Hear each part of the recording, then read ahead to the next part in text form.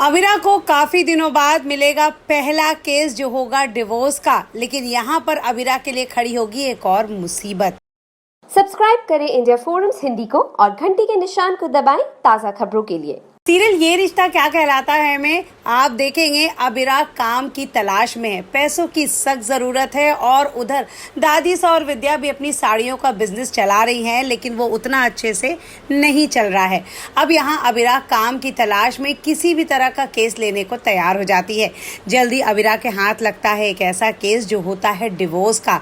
एक तो डिवोर्स का केस सुनते ही अविरा का दिल दहल जाता है, क्योंकि उसके और अरमान के रिश्ते में कुछ ऐसा ही चल रहा है, इतनी दूरियां हैं, डिवोर्स जैसा ही है।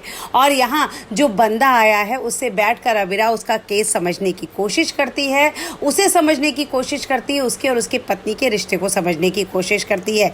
लेकिन यहाँ एक और बड़ी मुसीबत यह आ जाती है कि इस बंदे का नाम भी अरमान है। अविरा यहाँ केस लड़ने को तैयार हो जाती है, उसे हर तरह की सलाह तो देती है, लेकिन कहती है मेरी एक शर्त है कि मैं आपको आपके नाम से नहीं बुलाऊंगी। उसे समझ में नहीं आता उस शख्स को कि ये कैसी वकील है, इसे है क्या प्रॉब्लम।